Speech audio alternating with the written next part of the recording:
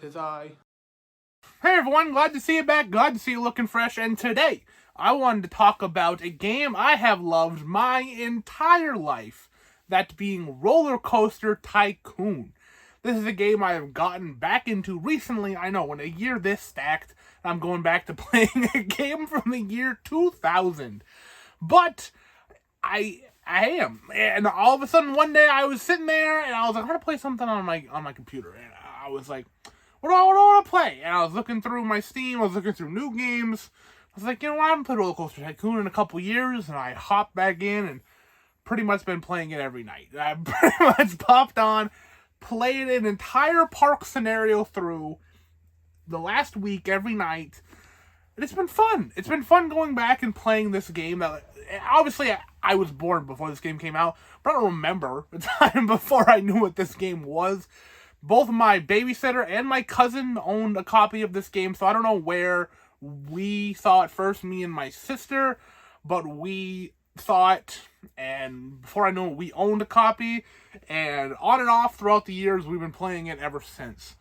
So we used to play it kind of back and forth. She'd play a scenario, I'd play a scenario, and we'd take turns. What I remember most about this game, back then, the early levels playing through, we never made it to the end. We never made it to the final park. I did, eventually, after the game came out on Steam, and I bought it when I was in college. I would go into delves of like, oh, let's play Roller Coaster Tycoon. Kind of what I'm doing now. I'd go into little pockets of time where I wanted to play nothing else. And so, I eventually made it to the end of the base Roller Coaster Tycoon game. But of course, there's an add-on, and it has, I forget what they're called, but there's a couple packs that were included that gave you new rides, new coasters, new scenarios, new environments.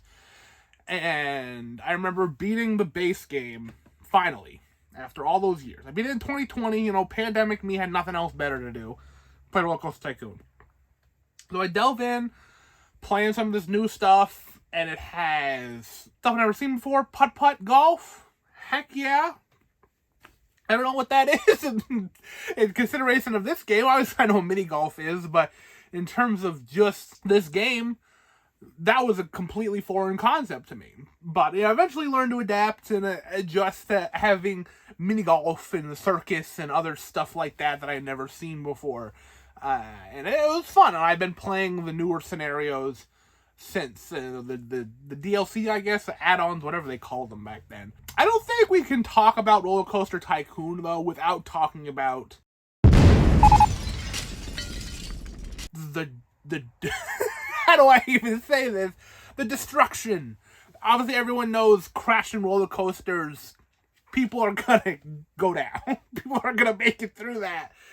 There's other ways to do that. People can drown if they fall off into the water, which, I mean, that's kind of terrible to do to people, even in a pixelated world such as this. But there are a couple other ways that I remember the biggest, and that is launching them off of the tower, because as a kid, we can never figure out, me and my sister, why sometimes the tower can go full 90 miles per hour, and sometimes it can't. We had it the full height every time, and then eventually I learned it's like, the full height is relevant to the ground level.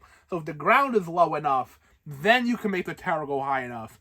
But if the ground is too high, the game only has so much build space to go above that, so it can't go past the build limit of the game.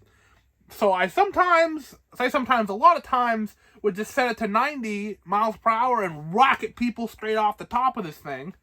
And that was it. That was the end of them. But since learned the whole ground level differentiation thing, and now we're good to go. And now I've learned that people don't even like that ride that much unless you make it go down thrusting instead of up thrusting. The other one, the newest one I found, and this was back when I got into it in 2020, is water slides. And water slides are a big thing in this game. I remember the first time I unlocked water slides as a kid, it was very exciting, because my favorite place was Dynamite Dunes, I think that's what it's called. And it was a desert, so log flumes would pop off. People loved the log flume in that park. So when I got water slides, I was like, this is awesome. people are going to love water slides. People didn't love it as much as the log flume, which baffled me, but whatever. So you can build your own water slides like you can your own roller coasters. And water slides are physics-based, like the roller coasters are. But I didn't know how the physics worked. I thought they would act like a roller coaster and just stick to the track. Because, you know, a roller coaster, you can have it shoot down, shoot right back up again as like a quote-unquote jump. And people would just stick to it because it's the roller coaster and it's stuck on the roll. But water slides don't have that luxury. They are a tube on a slide propelled by water. So if you have a jump, people are going to jump. So I remember the first time I saw somebody leap off, and I was like, are they just going to land and it's going to be, that'll be sick. And they did not land. They did not make it. I felt horrible because the water slide isn't like a coaster where it's just one cart and it crashes and then it's done. We're done. We're moving on. Obviously, we're not done. People are going to be very upset with you if you try to continue on with that coaster or water slide, depending. They'll say it's not safe. I don't want to ride that. Eventually, they'll warm back up to it. You know, if you repair it and all this. The water slide thing is weird because you make a jump. If you just put a cover on it, the jump thing is fixed. So, like, people are, like, smashing into the top of this cover, but, like, whatever. They seem to enjoy it. But they don't really care that much. They're not flying out of the thing and blowing up. So why do they care? I think what stuck out to me the most is because it's a tube and it explodes when it lands. So it really is like, wow, what was that? It's shocking. It's a shocking thing to see. But that Roller Coaster Tycoon has been a part of my life for as long as I can remember. I will always adore this game. I love the art style of it, really. I've tried playing Roller Coaster Tycoon 2, and just some of the things they changed in that one, I'm not a fan of. Maybe it's just I'm so attached to the original that trying to play the sequel at this point would feel wrong. Not wrong in like a sense of like in my soul, but just like my brain won't be able to like work with the tools provided to me. Because a lot of the tools are very similar. I remember there being similar rides, buildings are similar, placing paths and the color palettes, and you know, there's different rides and different scenarios and different decorations and stuff. I don't know if my brain would be able to be like, oh yeah, this is right, this is how the game's supposed to be. But I don't know, maybe I'll give it another try, but there are still dozens of parks I have not played in the original, plus the add-ons. So, who knows if I'll delve back into Roller Coaster Tycoon 2 again. Maybe someday. I'm always hopeful that there will be a new Roller Coaster Tycoon that's actually good. There's been new Roller Coaster Tycoon games, but none of them have been up to the quality of the first two. I understand the second one is of the same quality, it's just a little different for me. So it'll be hard for me to make that jump. But the quality's there. 3, I played Roller Coaster Tycoon 3, and some people say that one's good, and I don't really like that one either. But, you know, maybe someday.